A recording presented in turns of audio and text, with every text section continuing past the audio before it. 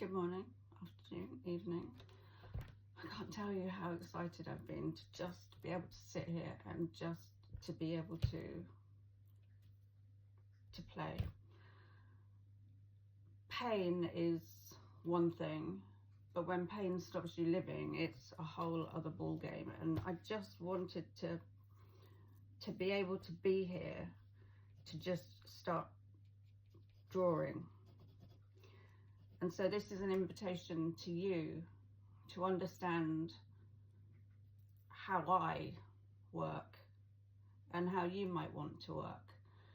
It's an invitation really for you to just draw alongside me, because we so often just we'll delay, and I've kept doing that, and I haven't been well, and I've been in pain, and I've just left it because I don't want to draw from the sofa. I want to be sat here surrounded by all my stuff, but it really doesn't matter if you've just got one thing, one pencil, one pen, or a whole plethora of stuff like I've collected over the years. Just do what you can with what you've got. Just start with a clean piece of paper, and don't be afraid of that piece of paper. My piece of paper is an A3, which has got the workings from the drawing that I did beforehand coming through, but it doesn't bother me. This isn't about perfection. This is just about connecting to whatever needs to come through, because art without all the snobbery is essentially just our own unique expression of life. It's our own language of life, and this language has been with me since I could pick up a pen, and it's been with me through everything in my life, from my parents splitting up when I was 3. You know, I would have been sat there drawing just because I didn't understand what was happening. And then through to my sister being diagnosed with epilepsy, I'd have had drawing and writing to go to. And then being at school and hating school and not wanting to be there, and coming home, drawing would have been there to help me to process all the shit that's happening that I'm gonna have to change to my reading glasses because I'm of a certain age where that's what happens. To process all the stuff that was happening at school, because I never felt comfortable at school. I hated it. And then chronic pain my entire life. Art would have been here to soothe me. And that's essentially what art does for me. This repetition, this drawing without expectation is soothing. I don't care what it looks like. I like the way that it feels. I like the way that this pencil feels on this paper. It's soothing. The repetition is soothing. And through chronic pain has followed me my entire life. And when I was 19, I was told that I might not be able to have kids, and art became a big part of my life at that point for expressing what I was going through. And then going to university studying art, probably in hindsight the wrong thing to have done. However, I did it because I loved art, and then soon sort of fell out of love with art because it's not about the spontaneity and the joy, then it's about justification and, yeah, kind of contextualizing your work, and that's not what this is about. To me, this is about being in the moment and not needing to justify anything. It's about the act being the art, the process being the art, and getting something from that. Right, I just need to pause. Hi. Right, I'm really sorry. The doorbell rang, so I had to go and get that.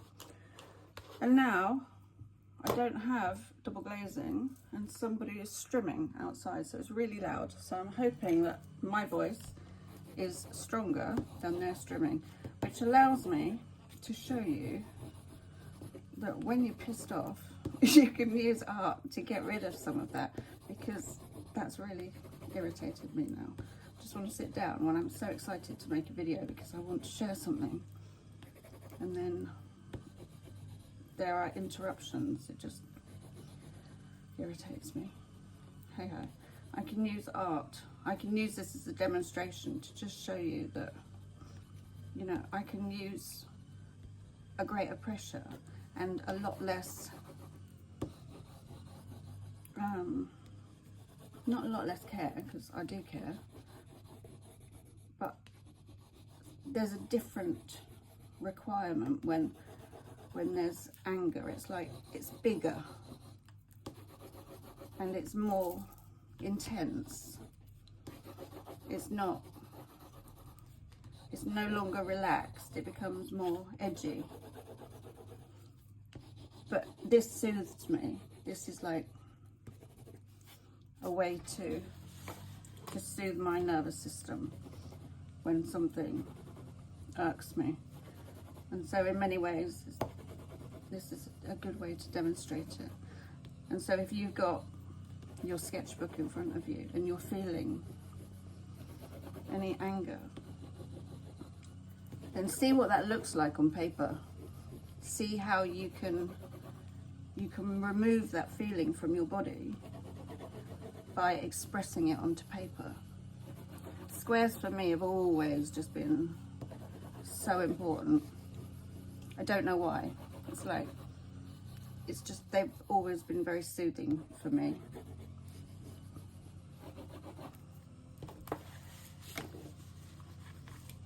I don't know where to go with this now. I feel like I need that pressure still.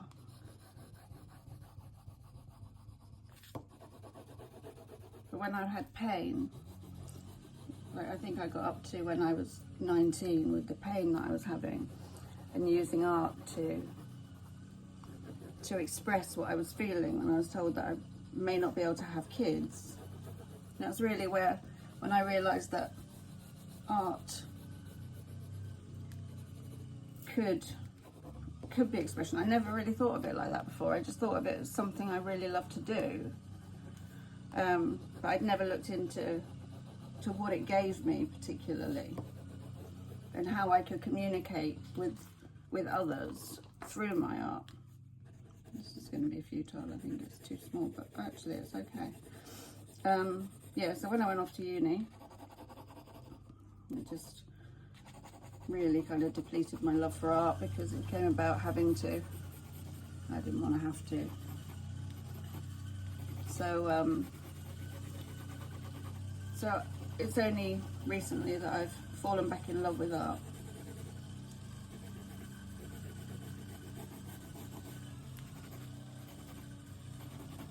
And I've started just being in the moment with it, allowing it to show me what it needs.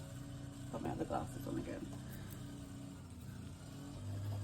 And so for you, just have that freedom of not worrying what something looks like, not caring. It's not about that. It's about allowing your nervous system a space to be, and just see what comes out. You know, this is going to be what, a 10-minute video, if that, so that you can get an idea of how I work and how you might be able to work as well. You know, you could do this all in colour, you could do it in paint, you could do it in felt tips, you could do it in pen. It doesn't matter what materials you use. It's just the act of giving yourself the space to create something that no one else can create. It's only you that can create it. And that's what art is. Essentially, it's your own unique view on the world, kind of immortalized on a piece of paper, if you like. There's no snobbery there. That's what art is. And that's what we forget. We think art becomes about something that you hang in a gallery. And yeah, sometimes that is the case.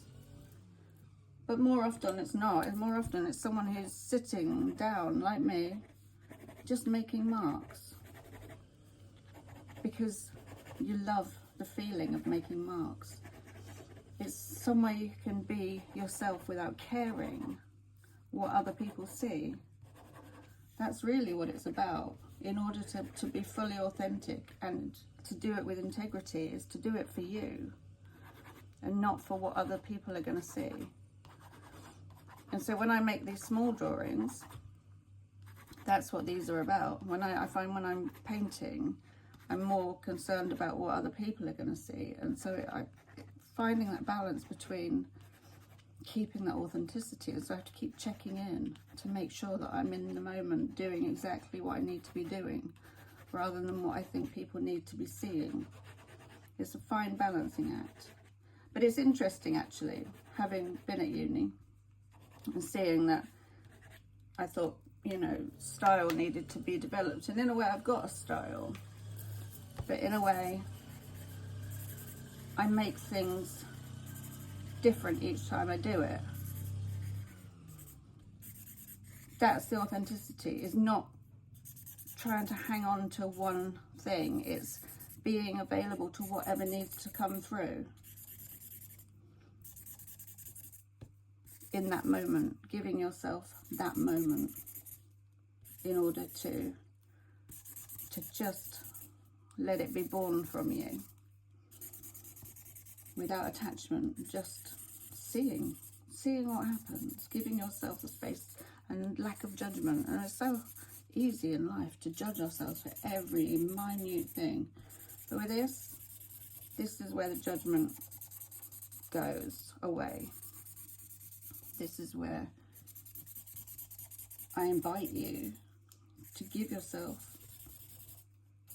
carte blanche to do anything your subconscious wants to give you.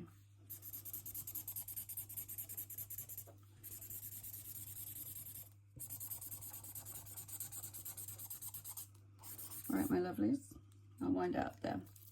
Lots of love.